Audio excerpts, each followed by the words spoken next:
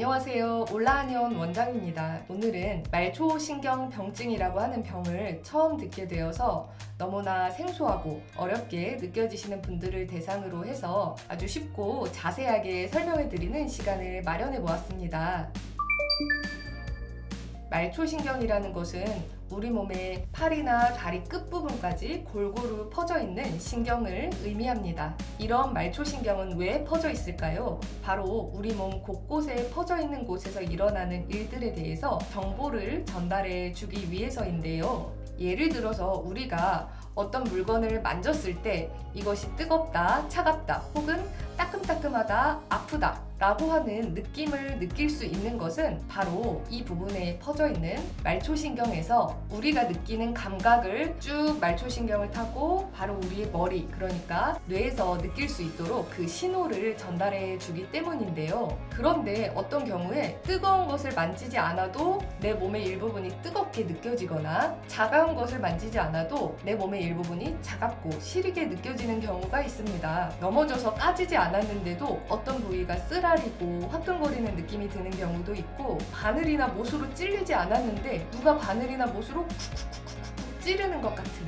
느낌을 느낄 수가 있습니다. 그것이 바로 말초신경병증의 증상입니다. 바로 우리 몸의 말초신경이 고장이 나는 바람에 있지도 않은 잘못된 통증, 저림, 따끔따끔거림, 화끈거림, 시림, 이런 느낌을 우리의 뇌로 잘못 전달하고 그것으로 인해서 우리가 지금 고통을 느끼고 있는 것입니다. 이것이 바로 말초신경병증입니다. 아주 쉽게 설명드리면 말초신경병증은 대사기능 이상 때문에 발생합니다. 당뇨병 때문에 생기는 경우가 가장 흔하고요. 항암치료를 받다가 말초신경병증이 생긴 분들도 흔하고요. 항암치료 이외에도 예를 들어 흔하지는 않지만 결핵치료제로 쓰이는 자이복스라고 하는 약 때문에 말초신경병증이 생긴 분들도 계셨습니다. 그렇지만 제 경험상 특별한 기저질환 없이 말초신경병증이 생긴 분들도 정말 많이 계셨는데요. 검사상에서 특별한 이상을 찾지 못했다고 하더라도 극심한 피로나 과로, 스트레스, 그리고 과도하고 오랫동안 지속한 규칙적인 음주, 이런 것들로 인해서 우리 몸의 신진대사 기능에 이상이 생기면 그로 인해 말초신경이 손상이 되어서 우리 몸에 말초신경병증이 생길 수가 있게 되는 것입니다. 그 외의 경우를 따로 설명드리자면요. 예를 들어 쪼그리는 자세를 오랫동안 취하면서 밭일이나 농사일을 하시는 분들이 계신데요. 이렇게 쪼그리는 자세에서 다리 뼈와 뼈 사이를 부드럽게 지나야만 했던 비골신경이라고 하는 신경이 자주 마찰을 받는 바람에 그 부위가 만성적으로 눌려서 결국 신경이 손상되고 말초신경병증이 되는 경우도 있었습니다. 그렇지만 이런 분들도 결국에는 자세하게 조사를 하다 보면은 오늘 핵심 키워드인 대사기능에 문제가 생겨서 말초신경병증으로 진행될 수밖에 없었던 경우가 있었습니다.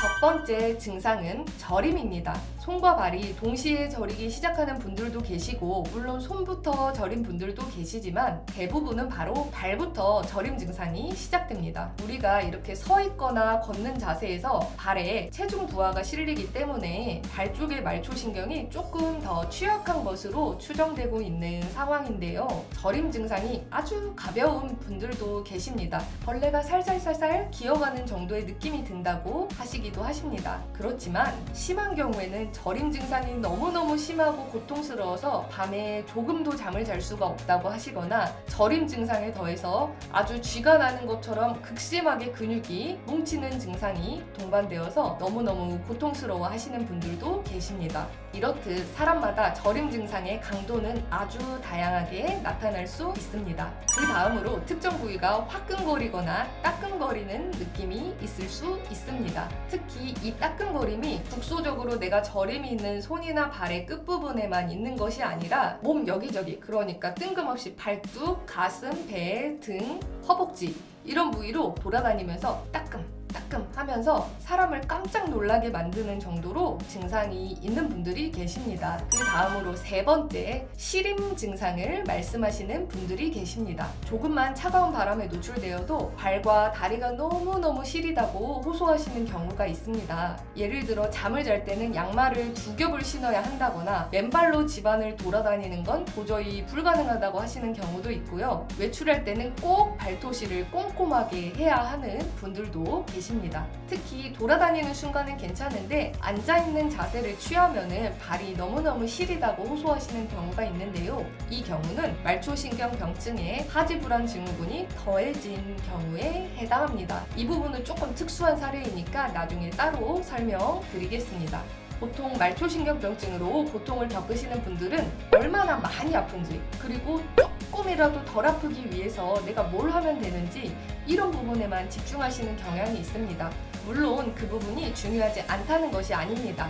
그런데 더 중요하고 심각한 것은 바로 증상의 범위가 넓어지는 것입니다. 처음에는 발등 아니면 발바닥 이런 부분이 시리고 저리고 아팠는데 점점 그 범위가 넓어져서 발 전체가 아프다고 하거나 심지어 허벅지 이런 부분을 타고 올라오는 것뿐만 아니라 손, 팔, 배, 가슴, 얼굴 이런 몸 여기저기가 부분 저리고 감각이 이상하게 느껴지는 경우도 있는데요. 사실 이 경우가 정말 심각합니다. 병이 진행되고 있는 상황일 수 있으니 적극적으로 치료를 받으실 것을 권해드리고 싶습니다. 위에 말씀드린 증상 외에도 여러 가지 증상이 있는 것이 사실입니다. 감각이 너무너무 저하되어서 내 다리가 남의 살 같다고 표현하시는 경우도 흔하고요. 푹푹 쑤시는 느낌이 있다고 하시는 경우도 있고, 다리가 무겁고 마치 나무토막처럼 뻣뻣해진다고 표현하시는 분들도 계시고요. 물파스를 바른 듯 화한 느낌이 든다고 하시는 경우도 말초신경병증 증상에 해당합니다. 다음 영상에서도 말초신경병증을 처음 접하시는 분들이 많이 궁금해하시는 내용과 치료 방법 등등에 대해서 종합적으로 설명드리도록 하겠습니다. 감사합니다.